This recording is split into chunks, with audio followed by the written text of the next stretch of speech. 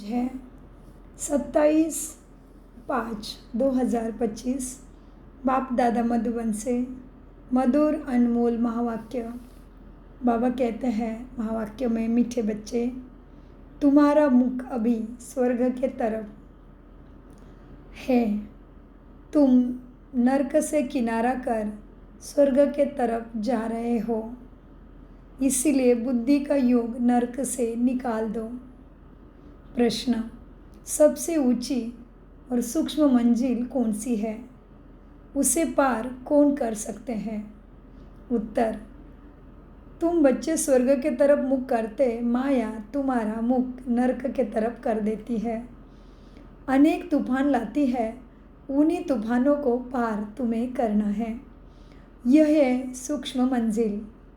बाबा सिखाते हैं कि कैसे हमें नरक से पार होना है। हाँ, यह है तुम्हारी सूक्ष्म मंजिल। इस मंजिल को पार करने के लिए तुम्हें नष्टो मोहा बनना पड़े। निश्चय और हिम्मत के आधार पर इसे पार कर सकते हो। विकारों के बीच में रहते निर्विकारी हंस बनना, यही है मेहनत। गीत चला है निर्बल से लड़ाई बलवान की। तो कौन निर्बल है और कौन बलवान है, समझ गए होंगे आप। हाँ, ओम शांति। बच्चे जो सेंसिबल है वो अर्थ तो अच्छी रीति समझते हैं। जिनकी बुद्धि में शांति धाम और स्वर्ग, जिनकी बुद्धि शांति धाम और स्वर्ग तरफ है, उन्हों को ही तूफान लगते हैं।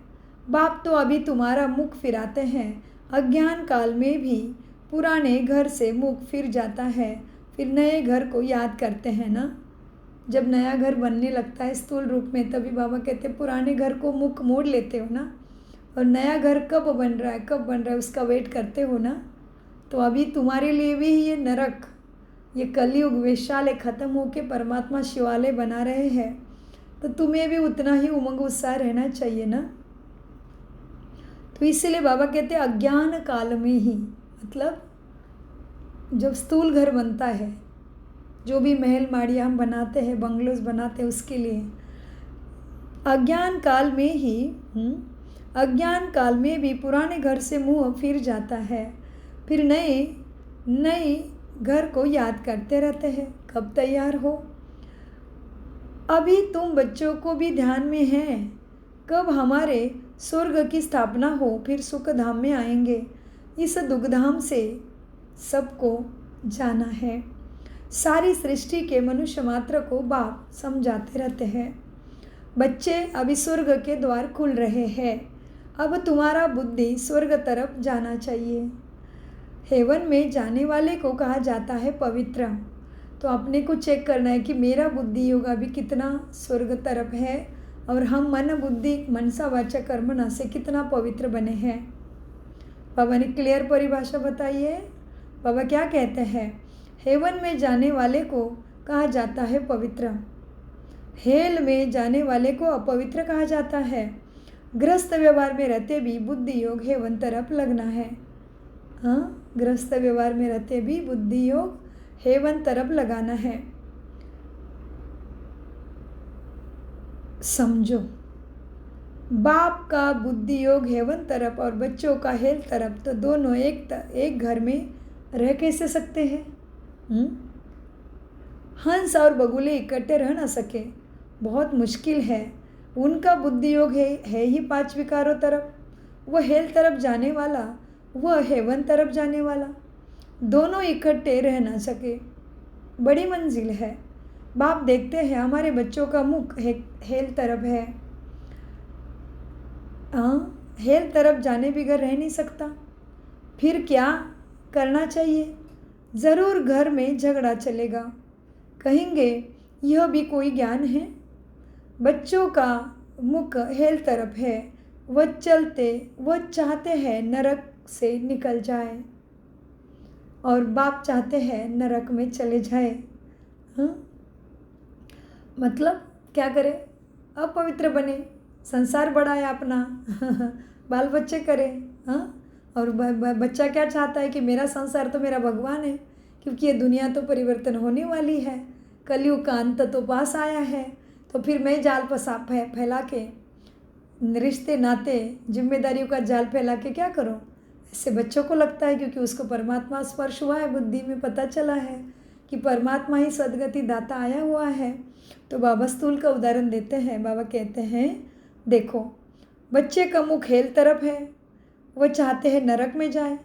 बाप कहते हैं नरक तरफ बुद्धि योग न रखो। अच्छा, मतलब बाप कहते हैं न, बाप को ज्ञान टच हुआ है, इसका मतलब परमात्मा ज्ञान, स्वर्ग की स्थापना होने वाला ज्ञान पिता को मिला है और पिता बच्चों को समझाते हैं, लेकिन बच्चे नरक में जाना चाहते हैं, अपवित्र होना चाहते हैं। तो बाबा क्या कहते हैं, देखते हैं फिर से हम ठीक से। देखो अब क्या है, अब समझो बाप का बुद्धि योग हेवन तरफ और बच्चों का हेल तरफ है, तो दोनों एक घर में रह कैसे सकते। हंस और बगुले इकट्ठे रह ना सके, बहुत मुश्किल है। उनका बुद्धि योग है ही 5 विकारों तरफ, वो हेल तरफ जाने वाला, वो हेवन तरफ जाने वाला, दोनों इकट्ठे रह न सके, बड़ी मंजिल है। बाप देखते हैं हमारे बच्चों का मुख हेल तरफ है, हेल तरफ जाने बगैर रह नहीं सकता। फिर क्या करना चाहिए, ज़रूर घर में झगड़ा चलेगा, कहेंगे यह भी कोई ज्ञान है, बच्चा शादी ना करे। गृहस्थ व्यवहार में रहते तो बहुत है ना। बच्चों का मुख हेल तरफ है, हाँ, और वह चाहते नरक में जाए। बाप कहते नरक तरफ बुद्धि योग न रखो, परंतु बाप का भी कहना मानते नहीं। फिर क्या करना पड़े, इसमें बड़ी नष्टोमोहा स्थिति चाहिए। यह सारा ज्ञान आत्मा में है। बाप की आत्मा कहती है इनको हमने क्रिएट किया है, मेरा कहना नहीं मानते। कोई तो ब्राह्मण भी बने हैं, फिर बुद्धि चली जाती है हेल तरफ, तो वह जैसे एकदम रसातल में चले जाएंगे। बाबा फिर उसका परिणाम बताते हैं, मन को सही समय में ठीक से दिशा नहीं दिया तो उसका परिणाम क्या होगा, बाबा बताते हैं रसातल में चले जाएंगे, माना सद्गति के मार्ग उनके लिए नहीं खुलेगा। फिर बच्चों को समझाया गया है यह ज्ञान है, यह है ज्ञान सागर की दरबार। बच्चे भक्ति मार्ग में इंद्र की दरबार भी गाई जाती है। पुकराज परी, नीलम परी, मानिक परी बहुत है, नाम रखे हुए हैं क्योंकि ज्ञान डांस करती है ना। किस्म किस्म की परियां हैं, वह भी पवित्र चाहिए। अगर कोई अपवित्र को ले जा आए तो दंड पड़ जाएगा।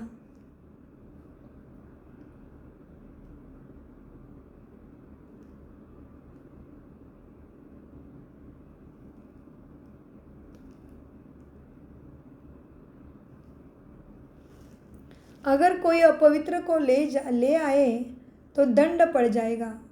इसमें बहुत ही पावन चाहिए। यह मंजिल बहुत ऊंची है, इसीलिए झाड़ जल्दी जल्दी वृद्धि को नहीं पाता है। बाबा के बच्चे ज्ञान में आने वालों की स्थिति बता रहे। बाबा साकार मुरली है, अभी तो हर कोई ये ज्ञान को मानने लगा है। ये तो 90 साल पुरानी बात है। अभी तो हर कोई को लग रहा है कि परमात्मा की छत्र छाया के बिना यहाँ से कलयुग के आसार से बचना असंभव है।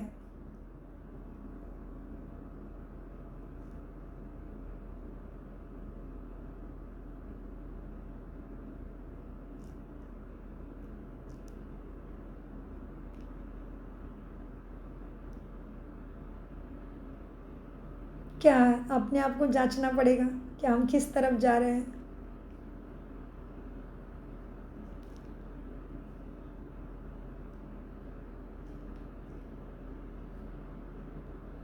तो मीठे बाबा कहते हैं बच्चे, अब पुखराज परी, नीलम परी, मानिक परी बहुत है, नाम रखे हुए हैं क्योंकि ज्ञान डांस करती है ना। किस्म किस्म की परियां हैं, वह भी पवित्र चाहिए। अगर कोई अपवित्र को ले आए तो दंड पड़ जाएगा। इसमें बहुत ही पावन चाहिए। यह मंजिल बहुत ऊंची है, इसीलिए झाड़ जल्दी जल्दी वृद्धि को नहीं पाता है। बाप जो ज्ञान देते हैं उसे कोई जानते नहीं। शास्त्रों में भी यह ज्ञान नहीं है, इसलिए थोड़ा नीचे हुआ फिर माया एक ही थप्पड़ से गिरा देती है। तूफान है ना, थोड़ा सा दीवा उनको तो तूफान एक ही थप्पड़ से गिरा देता है। दूसरों को विकारों में गिरते देख खुद भी गिर पड़ते हैं। इसमें तो बड़ी बुद्धि चाहिए समझने की। गाया भी हुआ है, आंवलाओं पर अत्याचार हुए। बाप समझाते हैं बच्चे, काम महाशत्रु है, इससे तो तुम्हें बहुत नफ़रत आनी चाहिए। बाबा बहुत नफ़रत दिलाते हैं अभी। आगे यह बात नहीं थी। हेल तो अभी है ना? द्रौपदी ने पुकारा है अभी। यह अभी की बात है। कितनी अच्छी रीति समझाया जाता है, फिर भी बुद्धि में बैठता नहीं। यह गोले का चित्र बहुत अच्छा है। Gateway to heaven. इस गोले के चित्र से बहुत अच्छी रीति तुम समझा सकेंगे। बाबा सेवा कैसे करनी है वो सिखा रहे हैं। सीढ़ी से भी इतना नहीं जितना तुम गोले से सबको समझाएंगे। दिन प्रतिदिन करेक्शन भी होती जाती है। बाप कहते हैं आज तुमको बिल्कुल ही नया डायरेक्शन देता हूँ। पहले से थोड़ी ही सब डायरेक्शन मिलते हैं। ये कैसी दुनिया है, इसमें कितने दुख है, कितना बच्चों में मोह रहता है। बच्चा मर जाता है तो एकदम दीवाने हो जाते हैं, अथाह दुख होता है। ऐसे नहीं कि साहूकार है तो सुखी है। अनेक प्रकार की बीमारी भी लगी रहती है, फिर हॉस्पिटल में पड़े रहते हैं। गरीब जनरल वार्ड में पड़े रहते हैं। साहूकार को अलग रूम स्पेशल मिल जाती है, लेकिन है तो दुखी बीमारी से। साहूकारों ने तो गरीब हो, बीमारी तो है ही शरीर को, बाबा कहते हैं। परंतु दुख तो जैसा साहूकार को वैसा गरीब को होता है शरीर के द्वारा। सिर्फ उनको जगह अच्छी मिलती है, संभाल अच्छी होती है।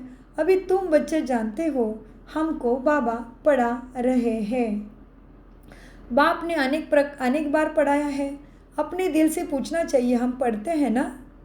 पढ़ते हैं या नहीं पढ़ते हैं? अपने आप को पूछना है। हमने कितनों को पढ़ाते हैं? अगर पढ़ाएंगे नहीं तो पद क्या मिलेगा?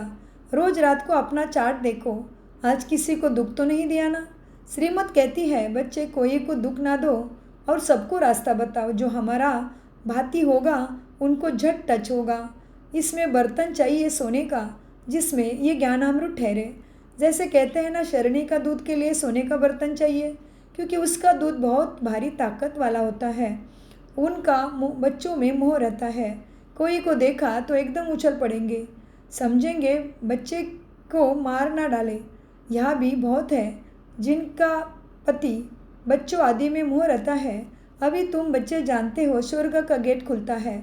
कृष्ण के चित्र में बड़ा क्लियर लिखा हुआ है। इस लड़ाई के बाद स्वर्ग के गेट खुलते हैं। वहाँ बहुत थोड़े मनुष्य होते हैं, बाकी सब मुक्ति धाम में चले जाते हैं। सजाएं बहुत खानी पड़ती है। जो भी पाप कर्म किए हैं एक एक जन्म का साक्षात्कार कराते, सजाएं खाते रहेंगे, फिर पाई पैसे का पद लेंगे। याद में न रहने के कारण विकर्म विनाश नहीं होते हैं। कई बच्चे हैं जो मुरली में मिस कर लेते हैं।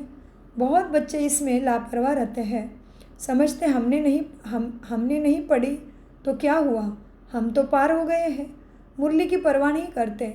ऐसे देहाभिमानी बहुत हैं। वह अपना ही नुकसान करते हैं, बाबा जानते हैं। इसलिए यहाँ जब आते हैं तो भी पूछता हूँ बहुत मुरलियाँ नहीं पढ़ी होगी। अपने आप को देखना है। हम तो कब से ज्ञान में आए हैं देखो, और ये ज्ञान चला है 90 साल से। 90 साल से परमपिता परमात्मा ब्रह्मा माँ के द्वारा, ब्रह्मा माँ के मुख कमल से ये ज्ञान अमृत हमें आत्माओं को सदगति के लिए, सद्बुद्धि के लिए, जीवन मुक्ति के लिए, हेल्थ वेल्थ हैप्पीनेस प्राप्त करने के लिए निरंतर पढ़ा रहे हैं। और हम अभी ज्ञान में आए हैं तो हमारा कितना सारा मिस हुआ है, खुद ही सोचो। तो मुरली की पढ़ाई 1 घंटे के बदले 2 घंटे की है तो क्या फ़र्क पड़ता है। लेकिन पढ़ाई करना और उसको फिर स्मृति में, संस्कारों में लाना, वो भी एक बड़ी बात हो जाती है। केवल सुनना पढ़ना इसमें से पूरा नहीं होने वाला है। कर्म क्षेत्र पे ज्ञान चलाने आना चाहिए, तभी कुछ पढ़ा समझ सकते हैं ना। हाँ, नहीं तो डॉक्टरी पढ़ा है और फिर वो कहता है कि मुझे हॉस्पिटल चलाना ही नहीं आता, मुझे पेशेंट को कैसे देखना है वही नहीं आता, तो फिर कहाँ उसने डॉक्टरी पढ़ा मानेंगे? कोई मानेगा उसने डॉक्टरी करी है? तो हमारा भी ऐसा, ईश्वर पढ़ा रहा है लेकिन प्रैक्टिकल में नहीं दिख रहा है, तो कोई मानेगा कि ईश्वर हमें पढ़ाता है? कोई मानेगा यही मनुष्य नर से नारायण, नारी से श्री लक्ष्मी बन रहे हैं? तो सोचना पड़ेगा ना। तो बाबा कहते हैं अपने आप को चेक करो कि मैं कितना पढ़ता हूँ। हाँ, सो बाबा कहते हैं बच्चे देखो, अब देहाभिमान बहुत आता है, वो अपना ही नुकसान करते हैं, बाबा जानते हैं। इसलिए यहाँ जब आते हैं तो भी पूछता हूँ बहुत मुरलियाँ पढ़ी नहीं पढ़ी होगी। बहुत मुरलियाँ नहीं पढ़ी होगी, पता नहीं उनमें कोई अच्छी पॉइंट हो पॉइंट्स तो रोज़ निकलती है ना। ऐसे भी बहुत सेंटर्स पर आते हैं, परंतु धारणा कुछ भी नहीं है ज्ञान की। ज्ञान भी नहीं, धारणा भी नहीं है। श्रीमत पर नहीं चलेंगे तो पद थोड़ी मिलेगा। सत बाप सत टीचर की ग्लानि कराने से कभी ठोर ना पा सके, परंतु सब तो राजाए नहीं बनेंगे ना, प्रजा भी बनती है। नंबरवार मर्तबे होते हैं ना। सारा मदार याद पर है। जिस बाप से विश्व का राज्य मिलता है उनको याद नहीं कर सकते। तकदीर में ही नहीं है तो फिर तदबीर भी क्या करेंगे। बाप तो कहते हैं याद की यात्रा से ही पाप भस्म होंगे, तो पुरुषार्थ करना चाहिए ना। बाबा कोई ऐसे भी नहीं कहते कि खाना पीना नहीं खाओ, यह कोई हठयोग नहीं है। चलते फिरते सब काम करते जैसे आशुभ, चलते फिरते, बाबा क्या कहते, चलते फिरते, बाबा कहते चलते फिरते सब काम करते जैसे आशिक, चलते फिरते सब काम करते जैसे आशिक माशिक को याद करते हैं, ऐसे याद में रहो। उन्हों का नाम रूप का प्यार होता है। ये लक्ष्मी नारायण विश्व के मालिक कैसे बने, किसी को भी पता नहीं है। तुम तो कहते हो कल की बात है, ये राज्य करते थे। मनुष्य तो लाखों वर्ष कह देते हैं। माया ने मनुष्य को बिल्कुल ही पत्थर बुद्धि बना दिया है। अभी तुम पत्थर बुद्धि से पारस बुद्धि बनते हो। पारसनाथ का मंदिर भी है, परंतु वह कौन है यह कोई नहीं जानते। मनुष्य बिल्कुल ही घोर अंधेरे में है। अब बाप कितना अच्छे बातें समझाते हैं, फिर हर एक की बुद्धि पर है। पढ़ाने वाला तो एक ही बाप है, पढ़ने वाले ढेर होते जाएंगे। गली गली में तुम्हारा स्कूल सेंटर खुलता जाएगा। गेट वे टू हेवन, ये किसके लिए पढ़ाई है, गेट वे टू हेवन जैसे गेट वे ऑफ इंडिया कहते हैं, वैसे ये किसके लिए पढ़ाई है, गेट वे टू हेवन तुम्हारे स्कूल का नाम है। मनुष्य एक भी नहीं जो समझे कि हम हेल में हैं। कोई भी नहीं समझता कि हम नरक में पड़े हैं। अभी केवल कोई मरता है तो कहते हैं स्वर्गवास हुआ इसका मतलब जीवन में था तभी कहाँ होगा, नरक में ही होगा ना। नहीं तो क्यों कहा नरक स्वर्गवास हुआ मरने के बाद, कि जिंदा था तभी स्वर्गवास नहीं था। सोचने वाली बात है ना। मरने के बाद लिखते फोटो के ऊपर स्वर्ग पधारा, स्वर्ग में पद मिला, स्वर्गवासी हुआ, मतलब मरने के पहले नरक में ही था ना। तो बाबा कहते हैं वैसे तो है तो ये नरक है, लेकिन समझता कोई नहीं है। मनुष्य एक भी नहीं जो समझे कि हम हेल में हैं। बाप समझाते हैं सब पुजारी है। पूज्य होते ही है सतयुग में, पुजारी होते हैं कलयुग में। मनुष्य फिर समझते हैं भगवान ही पूज्य, भगवान ही पुजारी बनाते हैं। भगवान ही पूज्य, भगवान ही पुजारी बनते हैं। आप ही भगवान हो, आप ही सब खेल करते हो। तुम भी भगवान, हम भी भगवान, कुछ भी समझते नहीं हैं।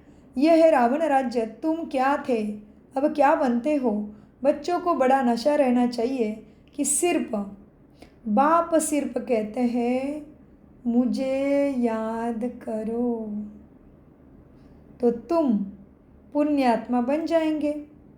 बाप बच्चों को पुण्य आत्मा बनाने की सारी युक्तियाँ बताते हैं। पुण्य आत्मा बनने की युक्तियाँ हम कितनी अपनाते हैं, अपने आप को चेक करना पड़ेगा। बाबा तो सारी युक्तियाँ हमें बताते हैं। बाबा कहते हैं बाप बच्चों को पुण्य आत्मा बनने की युक्तियाँ बताते हैं। बच्चे इस पुरानी दुनिया का अभी अंत है। अभी क्या है, इस पुरानी दुनिया का अंत है। मैं अभी डायरेक्ट आया हुआ हूँ। यह है पिछाड़ी का दान, एकदम सरेंडर हो जाओ। बाबा ये सब आपका है। बाप तो देने के लिए ही कराते हैं। बाप तो तुम्हें देने के लिए ही कराते हैं। इनका कुछ भविष्य बन जाए।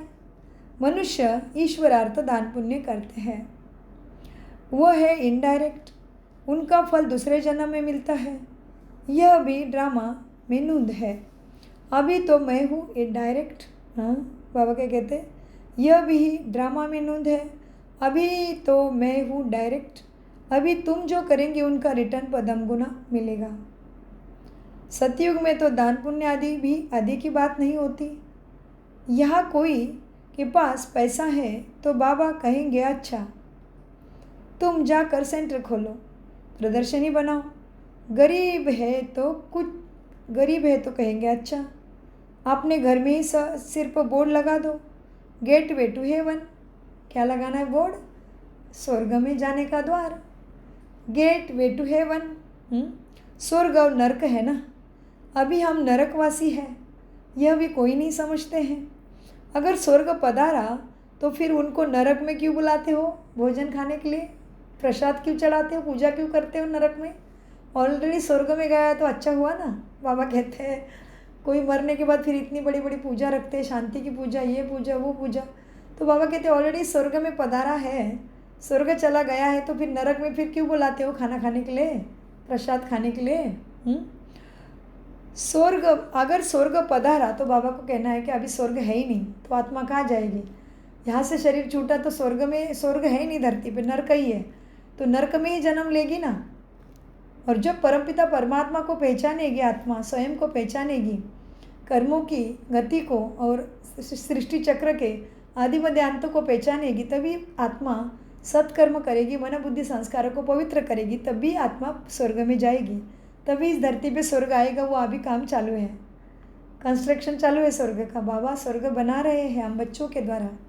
हम है बाबा की 1000 भुजाएं, इसलिए ब्रह्मा को इतनी भुजाएं दिखाती, चारों तरफ देख रहा है ब्रह्मा। क्यों देख रहा है सोचो? हर मूर्ति का, हर रीति रिवाज, हर रिचुअल का, हर पूजा पाठ का अर्थ है, उसमें से हमें बोध लेना था, मोरल लेना था, लेकिन हम केवल पूजा कर रहे डर के कि भगवान की पूजा नहीं करेंगे तो भगवान प्रसन्न नहीं होगा, भगवान सुख नहीं देगा, भगवान हमारी तरफ नहीं देखेगा। क्या क्या है आपने अपनी सबकी मान्यता है। तो बाबा कहते हैं बच्चे अब देखो, स्वर्ग में थोड़ी कोई कहेगा स्वर्ग पधारा। हाँ, अगर स्वर्ग पधारा तो फिर उनको नरक में क्यों बुलाते हो? स्वर्ग में थोड़ी ना कोई कहेगा स्वर्ग पधारा, वह तो है ही स्वर्ग में। पुनर्जन्म स्वर्ग में ही मिलता है या पुनर्जन्म नरक में ही मिलता है। ये बातें तुम समझा सकते हो, सबको समझाओ। भगवान वाचो माँ में कम याद करो, क्योंकि वही पतित पावन है। मुझे याद करो तो तुम्हारी पुजारी से पूज्य बन जाएंगे। मुझे याद करो तो तुम, क्या कहते बाबा? मुझे याद करो तो तुम पूज्य से पुजारी बन जाएंगे। भले स्वर्ग में सुखी तो सभी होंगे, परंतु नंबरवार मर्तबे होते हैं, बहुत बड़ी मंजिल है। कुमारी को तो बहुत सर्विस का जोश आना चाहिए। हम भारत को स्वर्ग बनाकर दिखाएंगे। कुमारी वह जो 21 कुल का उद्धार करे, अर्थात 21 जन्मों के लिए उद्धार करती है। अच्छा, मीठे मीठे से खिलाते बच्चों प्रति माता पिता बाप दादा का याद प्यार और गुड मॉर्निंग। रूहानी बाप की रूहानी बच्चों को नमस्ते। हम रूहानी बच्चों की रूहानी बाप दादा को याद प्यार गुड मॉर्निंग। नमस्ते प्यारे बाबा, नमस्ते। धारणा के लिए मुख्य सार, इस पुरानी दुनिया का अंत है। बाप डायरेक्ट आया हुआ है, एकदम सरेंडर हो जाना है। बाप के ऊपर सरेंडर माना देह का अभिमान नहीं, रंग रूप नाम देश भाषा जाति भेद पंथ नाम मान शान का सब कुछ भूल जाए, अभिमान केवल रहे मैं आत्मा परमात्मा की संतान हूँ, मेरा घर परम धाम है। मैं यहाँ अपने पुण्य कर्म करके प्रारब्ध जमा करने आया हूँ और ये मुझे मांडवा सृष्टि का रंगमंच सारी सुविधाएं परमात्मा ने और प्रकृति माँ ने ये यहाँ पे अपना प्रारब्ध भाग्य पुण्य का खाता बढ़ाने के लिए दिया है। इसीलिए परमात्मा ने भी मुझे मेरे में वो काबिलियत देखी है, इसलिए मुझे कोठों में कोई में से कोई चुना है। तो बाबा कहते बच्चे, बाबा यह सब आपका है, इस युक्ति से पुण्यात्मा बन जाएंगे। मुरली कभी भी मिस नहीं करना है, मुरली में लापरवाह नहीं रहना है। ऐसे नहीं हमने नहीं पढ़ी तो क्या हुआ, हम तो पार हो गए हैं, नहीं, ये ध्येय अभिमान है। मुरली रोज जरूर पढ़नी है। वरदान, स्वयं को मोल्ड कर रियल गोल्ड बन हर कार्य में सफल होने वाले स्वपरिवर्तक भव। वरदान का विस्तार, जो हर परिस्थिति में स्वयं को परिवर्तन कर स्वपरिवर्तक बनते हैं वह सदा सफल होते हैं। इसलिए स्वयं को बदलने का लक्ष्य रखो। दूसरे बदले तो मैं बदलूं नहीं, दूसरा बदले या नहीं बदले मुझे बदलना है। हे अर्जुन मुझे बनना है, हे अर्जुन मुझे बनना है। प्रथम अपने लक्ष्य पे डटे रहना, हे अर्जुन मुझे बनना है। इस लाइन में बहुत सुंदर मनन चिंतन कर सकते हैं। हे अर्जुन, हे अर्जुन मुझे बनना है। सदा परिवर्तन करने में पहले मैं, जो इसमें पहले मैं करता है वही पहला नंबर हो जाता है, क्योंकि स्वयं को मोल्ड करने वाला ही रियल गोल्ड है, रियल गोल्ड की ही वैल्यू है। स्लोगन, अपने श्रेष्ठ जीवन के प्रत्यक्ष प्रमाण द्वारा बाप को प्रत्यक्ष करो। अपने श्रेष्ठ जीवन के प्रत्यक्ष प्रमाण द्वारा बाप को प्रत्यक्ष करो। अव्यक्त इशारे, रूहानी रॉयल्टी और प्यूरिटी की पर्सनालिटी धारण करो। बाप समान बनना है, वह बाप के समीप जाना है, तो अपवित्रता अर्थात काम महाशत्रु स्वप्न में भी वार न करे। सदा भाई भाई की स्मृति सहज और स्वतः स्वरूप में हो। आत्मा के असली गुण स्वरूप और शक्ति स्वरूप स्थिति से नीचे नहीं आओ। कितना सुंदर अव्यक्त इशारा, गुण स्वरूप और शक्ति स्वरूप। तो अपने गुण कौन से है? 7 गुण और अष्टशक्तियाँ, ये मुख्य है, इनके साथ फिर सभी आएंगे। तो बाबा क्या कहते हैं? क्या कहते हैं बाबा? बाबा कहते हैं सदा भाई भाई की स्मृति सहज और स्वतः स्वरूप में हो, स्वरूप में, मनसा वाचा कर्मणा कृति वृत्ति दृष्टि में। आत्मा के असली गुण स्वरूप और शक्ति स्वरूप स्थिति से नीचे नहीं आओ। ओम शांति, ओम शांति, ओम शांति। मीठे प्यारे बाप दादा का अनगिनत पदम गुना शुक्रिया, शुक्रिया, शुक्रिया, शुक्रिया बाबा।